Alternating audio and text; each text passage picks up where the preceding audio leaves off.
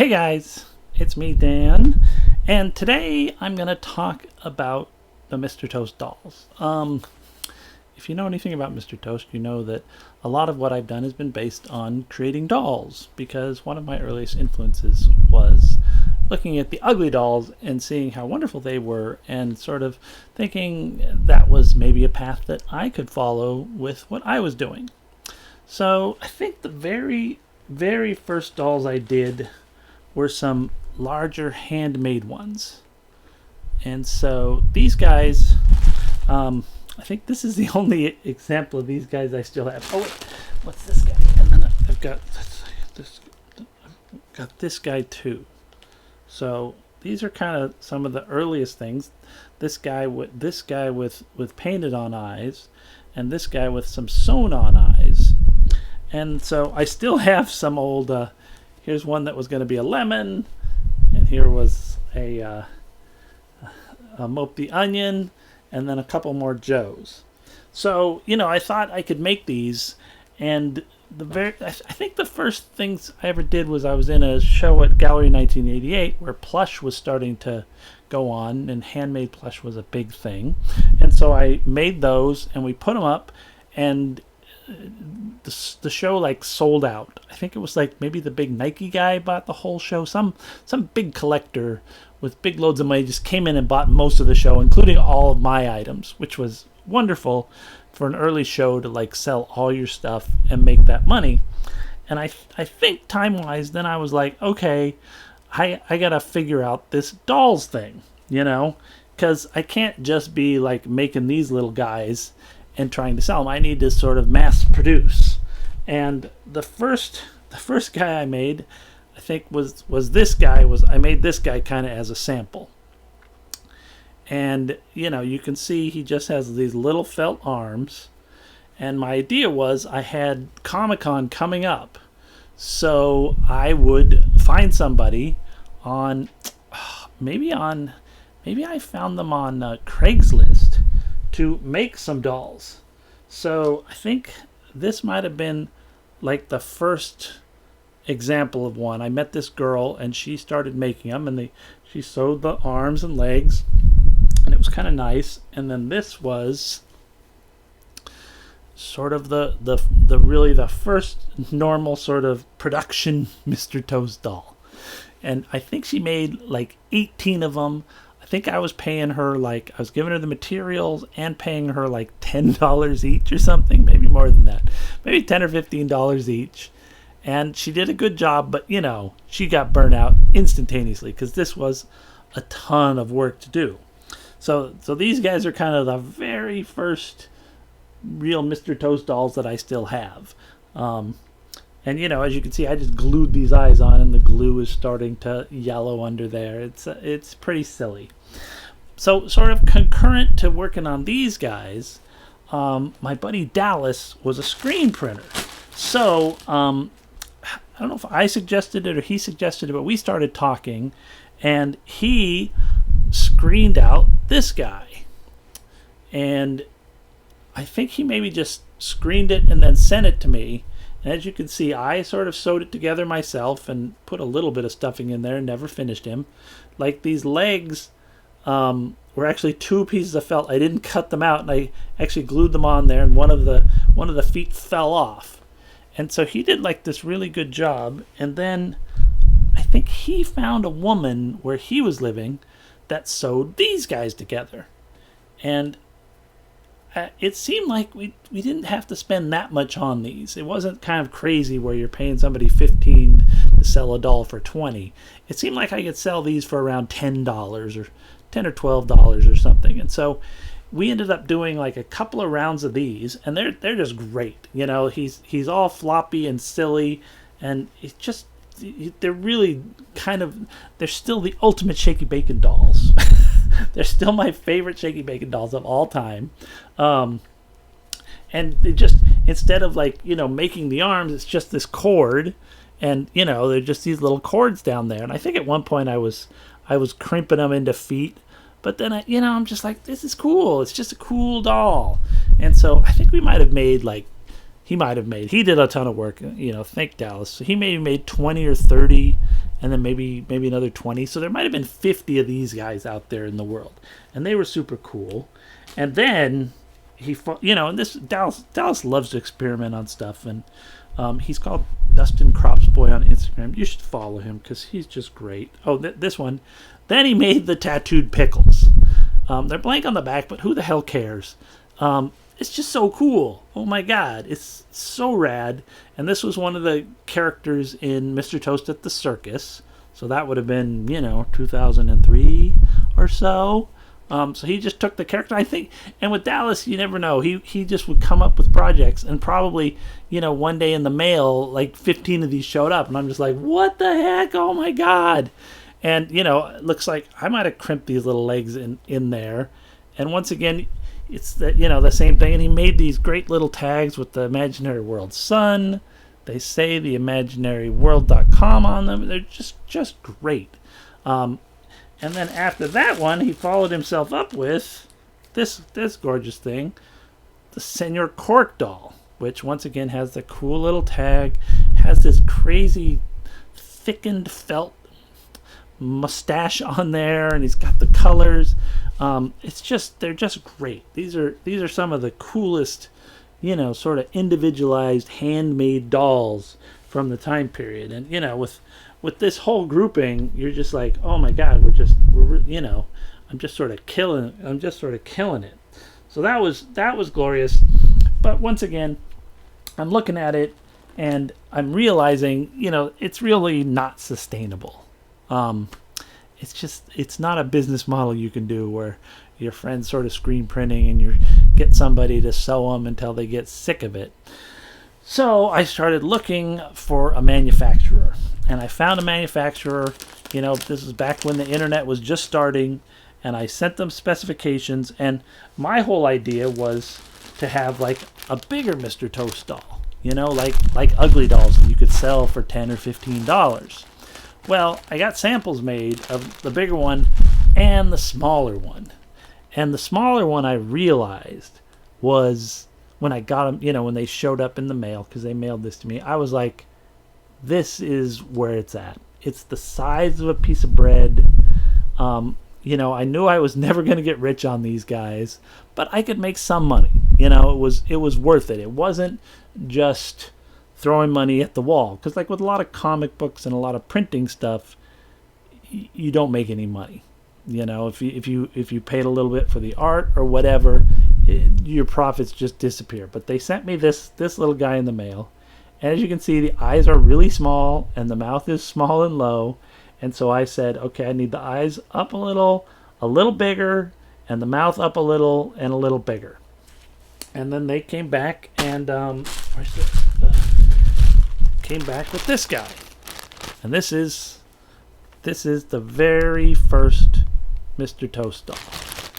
They're made by Bear Family, so they put their own tags on there.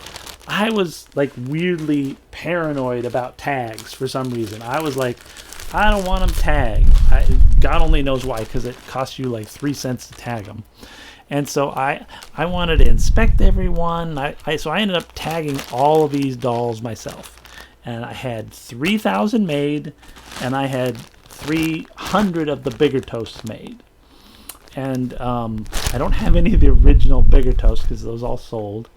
The one thing I found, like the first show I did them at Comic-Con, maybe 2005, I found that I would sell 20 little toasts for every big toast, when these were 5 and these were 10. So the little toasts was absolutely the way to go. And, once I got those 3,000 in, this room where I'm sitting in now used to be an extra bedroom, and there was a bed on it. There was a bed in the extra bedroom, surprise. And it completely was filled with all the dolls. It was like, I think there was 12 cases of dolls or something crazy. There's there's 300 dolls in a case, and then a couple of cases of the big ones. So it was like these, and they were big, they were huge, and it just totally overwhelmed our lives. Which, if you listen to the Dove interview, he talked a little about how you sort of overwhelm your life at different times when you have to take care of it. And I would some of the dolls were not the greatest, and I would actually look them all over, and I would hand tag them, and with a little tag gun, which I still have because I still hand tag dolls. And it was an experience, and that's when I started dealing with Dove, and Dove was like, get me these things, I can sell them, and I was like, well, I don't know, because I wanted people's first experience with Mr. Toast to be a good one. I didn't want them to like get a doll they didn't like that had problems, blah blah blah blah blah blah. So the next year for Comic-Con, since these were doing great, I was like, okay, I'm a doll guy. I'm in the doll business. I took all the money I made at Comic-Con, and I like rolled it right back into making more dolls, which is what you really should do. So I had Clem Lemon, Shaky Bacon, and Joe the Egg. So this is the original Joe the Egg sample. Looks cute, there's a little weird thing on the thing there, but I'm like, okay, this is good. He's not, super eggy, but he's egg shaped. So I'm like, this is good. So I order them, as with all things like that, you're like, oh, please let them get here on time. Da, da, da, da, da, da, da. Well, they showed up. And as you might imagine, they were terrible. They were. I didn't save a lot of the terrible ones, but look at the eyes. They're all sort of gross and flared out. Not like these big black nice circular eyes. They're kind of gross. Let me find one of the really. And then the Shaky Bacons were just strange. They were just really weird. I made tags for them. And I don't know if this is one of the worst ones, but some of them, instead of stitching them closed, they just hot glued them closed. And then the Clem Lemons were just the worst. They were just hideous and flat and misshapen and not very lemon shaped. And like this guy, he's, walking, and his arms are sticking out. They were just garbage. And so here I am, right before Comic-Con, my big thing that I was bringing to sell was garbage. Just garbage. So what I said to myself was, okay, I talked to the guy and I was like, man, these are unacceptable. They're garbage. And he's like, okay, I'll remake them. And I'm like, okay, what do you want me to do with these other ones? He's like, throw them away. So I'm like, throw them away? I'm not going to throw them away. So what I did was I took them to Comic-Con and I put them in bins, and they were like $2 each. I was just like, and I learned a valuable lesson at that point is if your stuff is interesting and you price it correctly, it will go away. The Shakys did fine, the Joes did fine, the Clems did terrible because they didn't look like anything. So at a certain point, like a year or two later, I still had hundreds and hundreds and hundreds of Clems, and I took them to Anime Expo and I just gave them away. I'd come in the morning with these giant bags and I'd just say, take all you want. And little girls and little boys, they would just swoop in there and grab. So after that, I was like, I think it's time to look for another manufacturer. So I started looking for another manufacturer, and I sent out and I got this guy who was the new sample in 07. So in 07, so maybe 05 was the first year of Mr. Toast. Maybe 06 was when I brought these guys. And so with 07, we're starting again. New Mr. Toast, new sample. And this was the company I kept working with from then on. And here's one of the remade lemons, and you can see it's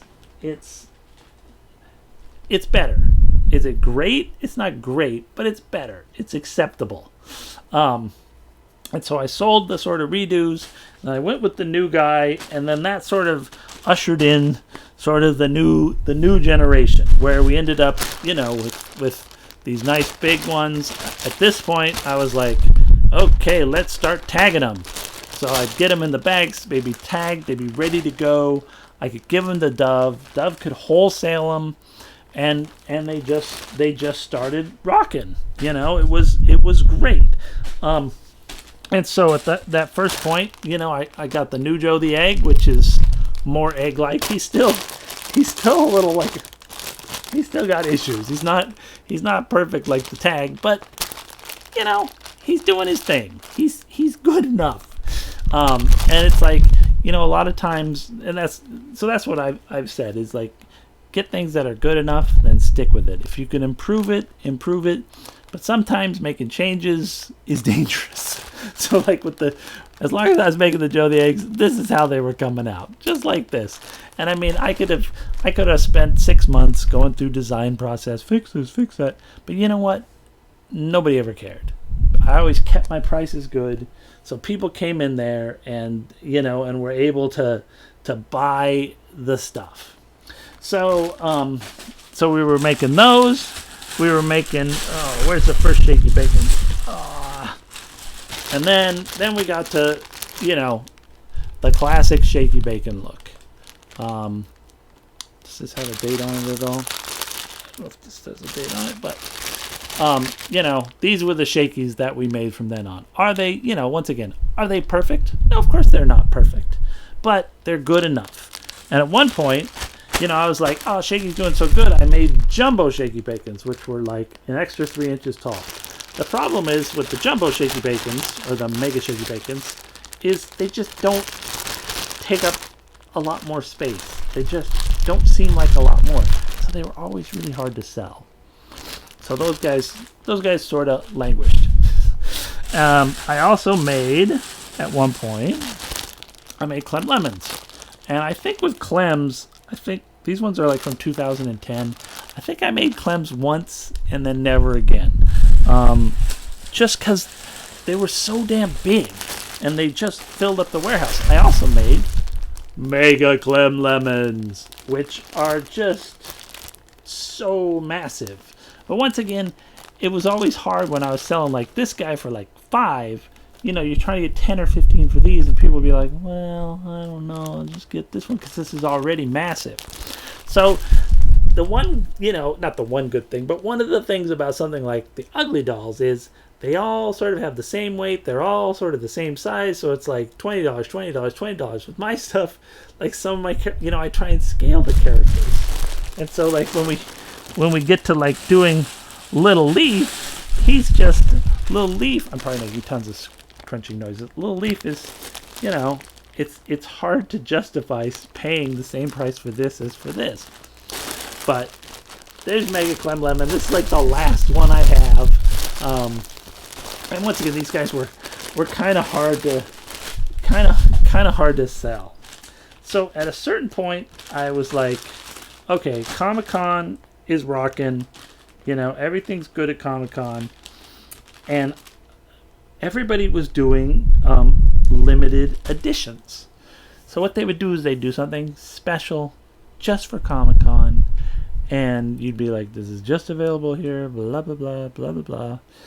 And I was like, okay, I can do that with plush. And so I came up with Vampire Toast. I had 1,000 of these made right before Comic-Con. They're nice, beautiful cape, beautiful fangs. And I also had some big ones done too. Because, back then, I was just making big ones too. And so these ones were at Comic-Con. They were $10. They're going to be $10 at the booth. 1,000 of them. And I was into these about $1.50. So think about it this way. Like with a Mr. Toast, I'm selling them for $5 or $6. $5 mostly. They're $1.50. You're making $3.50 if you sell them yourself. But if you're wholesaling them, you're getting $2.50 back, half the price. Minus $1.50, I'm making like $1 per, which is not a lot of money. But these guys, I'm retailing myself at $10. I have $1.50 into them. I'm making $8.50 on these guys. So this is, if I can sell 1,000 of them, that's good money. That's like $8,500, which for struggling artists at Comic-Con, plus you're selling all sorts of other stuff. That's like great. And I don't think I ever sold out of any of these at Comic-Con. I think maybe these guys, I sold maybe 500. I think at one point we were selling close to 700 of the exclusive. So it was great. And then afterwards you'd come home, you'd sell them to all the collectors, you'd give some to Dove to distribute, and it just worked out great. But this was like the beginning of that. I followed that up with the Devil Shaky Bacon, which is cool. And that's now I started to put Comic-Con 2010 Devil Bacon limited to 1,000 pieces. So all the info's on the tag. People get it home. They can be like, this is what this is. I understand. So that was 2010. 2011 was Franken Toast, which was great. Let's see. When did I do Luchador? That's 2014. I did Super Toast in 2012. I did Super Toast. And then at the same time when I did this Super Toast, I did Midnight Super Toast. So what I'd do is I'd do 1,000 of these, and then I'd say, okay, make me 100 or 200 that have a blue mask and a blue cape. And then so I've got these editions for one thing. I make this other bonus edition that I can do at a show, and sell for 10 or 15 or 20. Maybe I don't think I ever sold for 20. But it's just one more bonus thing that I can have made at the same time. Doesn't cost me anything extra for the most part, but I get 2 dolls at the same time. And that's one of the, I don't know if I should say it's a trick. Oh, and at some point, this is earlier. This is when I sort of started exploring that. I was like, Gallery 1988 was doing another show, so I was like, I'll do a limited edition of 100 Monster Toast, and I handmade all these tags, and we made 100 Monster Toast. So this was 2008, kind of before I was doing the Comic-Con exclusives. This was an earlier exclusive, and sort of taught me how this could work, and I was like, this is great, because I don't know, because it gave me more products to sort of deal with.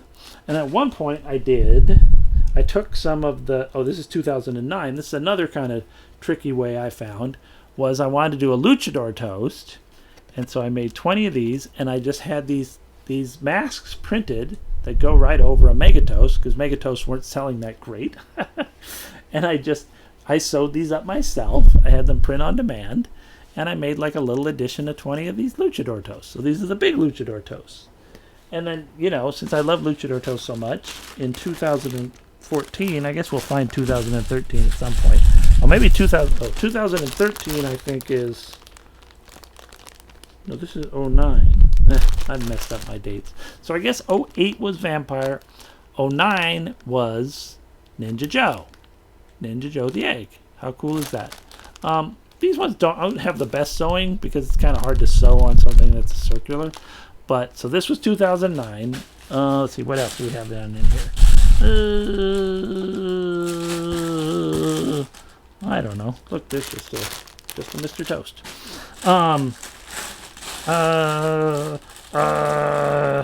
Wait, maybe. No, I don't know. I don't know. I'll have to look back through my records. But in 2000, what's this one?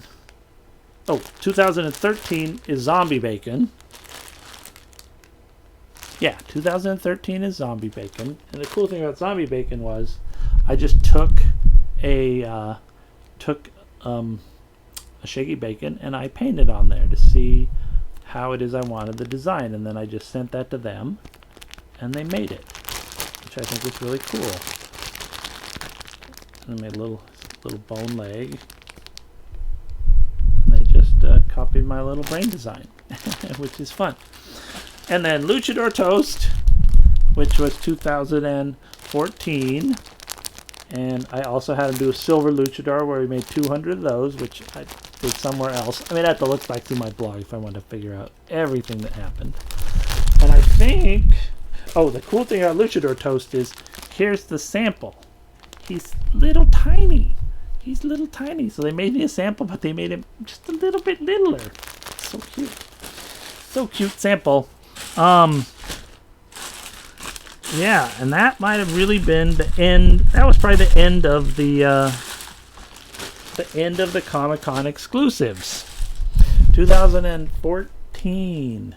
And so I think I did the silver luchadors 1 year at Comic-Con. You know, so I sort of stretched it out there at the end, because by the end of Luchador, I think I was selling 300 or 400 at the most. So times had changed. You know, the sort of really nice thing that was helpful to make, you know, because Comic-Con's incredibly expensive, helped me be able to go to Comic-Con and do it and make some money, started to peter out. And, you know, it just kind of kept petering out, sadly. But along the way, I did a bunch of other dolls, too. I did a series of candy corns, normal candy corn, vampire candy corn, Indian candy corn. Don't tell anyone. I did, one time I tried to make Mr. Toast hats. Sadly, they're not flexible at the bottom, so they don't really fit very well. I did Drunken Carrot, who's still one of the most popular of all dolls, and one of my favorite dolls. Design-wise, one of the dolls I'm most proud of. I think he holds up pretty well. I did Sophie and Miles, the Ice Pops. And then when I did Sophie and Miles, I also had, as figured, did a red one, a purple one, and an orange one. And then I think 2 of them I just did normally and sold some. I think this one I did for animal shelters. I did I gave all the money for that one to like animal shelters, and then I think the purple one I did for another cause, and then maybe the orange one I just did for something. Maybe I made money on those ones, but I think 2 of them I did for charity things. At least one of them I did for dog charities, I remember, because that seemed like a good thing to do. I did Little Leaf at one point, and when I did Little Leaf, I also did Sleepy Leaf. Did 100 of those, which I think were fun. I also did Sleepy Joe at one point. Those I didn't do as a limited edition, but I probably only did a couple hundred of them at most. I also did this cool little keychain Mr. Toast, which are great. But once again, it's, how much, if I'm selling other dolls for $5, how much am I going to sell this for? Ugh. But it's super cool. And then I also did a Kickstarter at one point, and I made Vince the video cassette, thinking that video cassettes were really cool. And I did 150 obsolete Vince, where he has his eyes X'd out and has a handmade tag. And this was like a sort of chase thing. If you spent a certain amount of money, you got that. So we're at the bottom of that box. I also, sometimes I would make like little experimental things on dolls.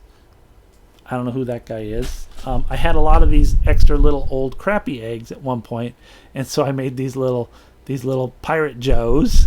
I think I made 10 of those. Should have numbered them. That would have been smart. And then this box, this is the box of this. I call this the box of Misfits. So these are all dolls that showed up that have legs walking that way. Funny. He's got a leg for an arm. As you can see, some of these they didn't pay a lot of attention. This is one of the later ones. The later ones didn't have a lot of problems, but he's missing an arm. This guy's got, instead of a leg down here, he's got an arm down here. This guy's got a leg for an arm. And that's the thing, I'd always sort of grab these guys. This guy's got it really bad. His one leg is backwards. So his one leg is on backwards. This one is a vampire with no cape and a normal Mr. Toast tag. Ugh. Wouldn't want to meet him in an alley. This is another one of the legs both ways. So he's walking this way. Waka, waka, waka. This guy's got his legs this way. So he's walking that way. This one's nice because he's got one arm up, one arm down. Oh, that's pleasant. And then the last guy we're going to look at is the weirdest one of all, which is this really weird Shaky that has like these sort of tan lines. Only got one of these. You know, I mean, if I'd have gotten 10 of them, I'd have been like, that's interesting, but I only got one of these. So that's sort of the history of the Mr. Toast dolls. Oops, he's backwards. As you can see, I've made a lot of dolls through the years. Haven't made any in a few years. Probably never go back to making them again. So what's out there is what's out there. Hopefully you have all the dolls you need. Because I still have some. If if anybody's missing something, contact me and I'll see what I can do to help you out. But that's the history of the Mr. Toast dolls, as well as I remember it. And like with the normal Mr. Toast doll, I probably produced him 3 or 4 times. So I probably made maybe 10,000 or more of just the normal little Mr. Toast dolls. And I made Shaky's a few times, and I made Joe's a few times. So I've probably made 25,000 dolls over the course of my career, which I think I'm pretty proud of that. I think the dolls have brought a lot of joy to the world. I like to think so. So those are Mr. Toast dolls. Hope you liked the video. If you liked it, give me a thumbs up, maybe a subscription. Check out my other videos for more Mr. Toast and other types of content. I'm Dan. Thanks for stopping by.